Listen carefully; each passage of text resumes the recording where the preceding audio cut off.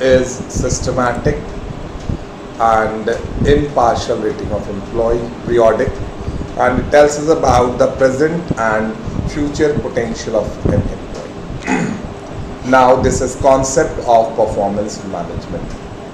Performance appraisal is a process of obtaining, analyzing and recording information about the relative worth of an employee. Yes, how much worth does your employee possess, have for you? That is also, an objective, or that is also a basic concept of performance management. Because every organization must have a complete data regarding his employees, that which employee worth how much for the organization, because every employee does not possess the same potential. The potential of employees varies. One is very good at one job, another one is very good at another job. In this manner, what happens that we have a team, or we have a workforce with different expertise, and those expertise are very important for the functioning of the organization. If the organization is not functioning very well as per the specialization, it means that we are having, or we are missing something in assigning the job as per specialization to the employees. Point 2, it is a systematic examination of an employee's strength and weaknesses in terms of the job. Very correct. Performance appraisal tells us about the strength and weaknesses of the job of the employee regarding the job. What aspect of his performance about the job is very strong, and which aspect of his performance about the job is weak, so that strength can be used for further improvements, and weaknesses can be eliminated, they can be removed, because your strength sometimes becomes your opportunity if refined very well, and your weakness sometimes becomes a problem for you if not removed on time. So an employee has also worked on its strength and weaknesses, because organization can only identify your strength and weaknesses through performance appraisal, but you have to remove them, or you have to make your strength, your opportunities on your own basis. Next, performance appraisal is a scientific and objective process. Scientific. Why we have used the word scientific? Because what we are doing here is we are, becoming or going a little bit technical over here. When I talk about performance appraisal, we are becoming a little bit technical, because unless you will use some techniques, some procedures or methods, then till then you will be not able to design a perfect performance appraisal system. And that performance appraisal system requires much of study, it requires much of conceptual clarity, then only we can, an objective process, because it is we try not to go for very time consuming, we try to make it a little bit short, we try, but perfect. Next point says it is continuous process. Yes, performance appraisal goes on forever and ever in an organization. It is a never ending process.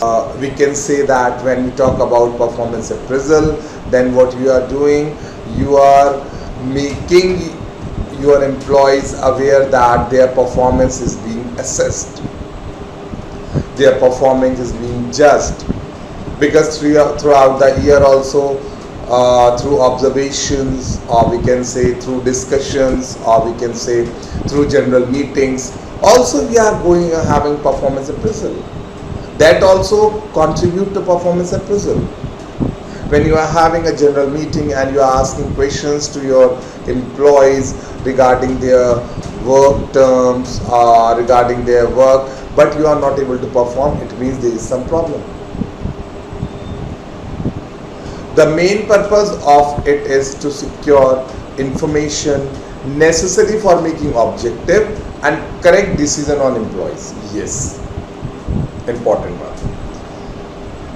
The main purpose of performance appraisal, right?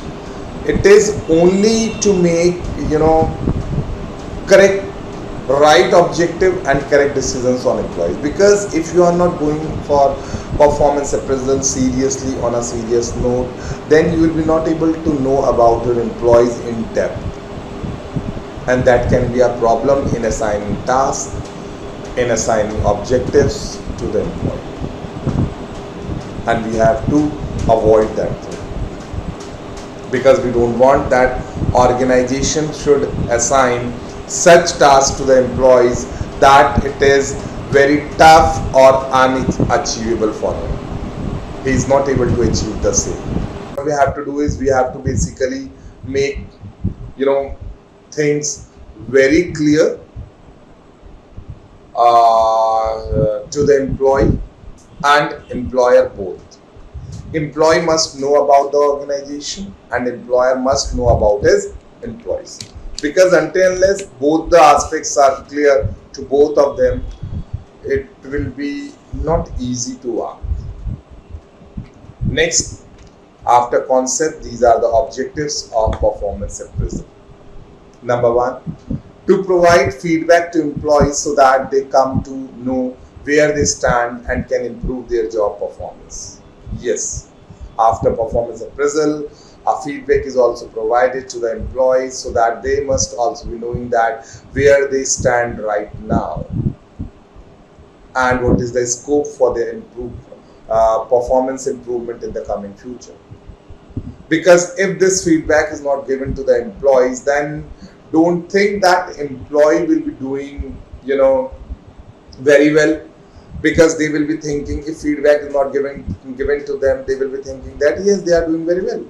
That's why no suggestion has been given or any kind of feedback has been provided to them. So it means they are doing very well.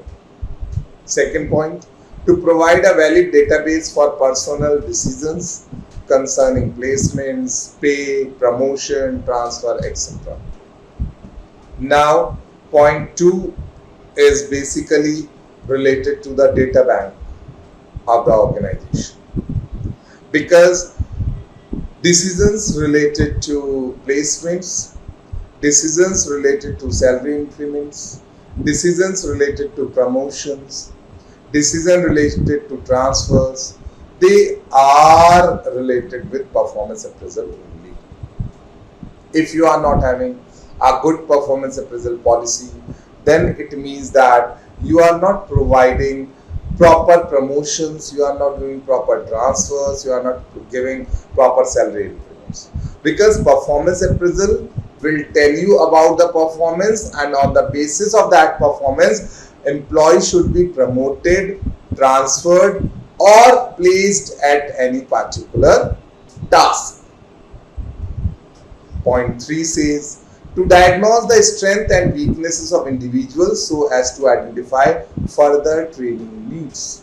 Yes, if employees are found with some weaknesses, if employees are found that they are not working appropriately or properly as per the requirement, then we should arrange training and development sessions for the employees. We should properly make some training programs for the employees so that they can improve themselves and so that their weaknesses can be removed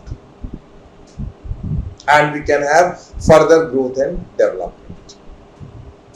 Point 4 says, to provide coaching, counseling, career planning and motivation to subordinates. Yes, after performance appraisal, it brings an opportunity, or we can say it brings a chance to the employer that he can, if he feel likes, he can provide coaching classes, He can provide online sessions, he can provide counseling sessions, career planning, and motivational, steps can also be taken. Because many times it happens that when your employees are working for a longer period with the organization of for years and years, then they need to be motivated. Sometimes their level of energy, their level of enthusiasm falls, or it can also be due to some petty matters, we can say. It can also be due to some nitty gritties, small matters, conflicts, or sometimes it can be salary, sometimes it can be promotion, sometimes it can be training and development issues.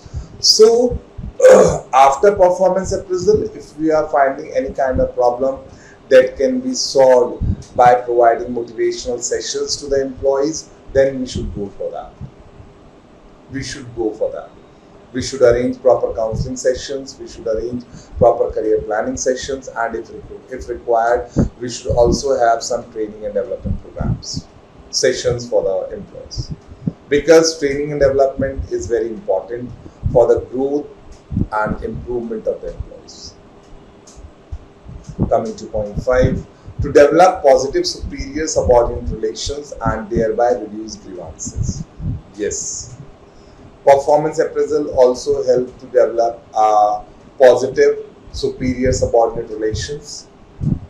The communication gap is being reduced, or if any kind of misunderstanding or any kind of grievance is within the minds of subordinate or superior, then that can also be handled through performance appraisal.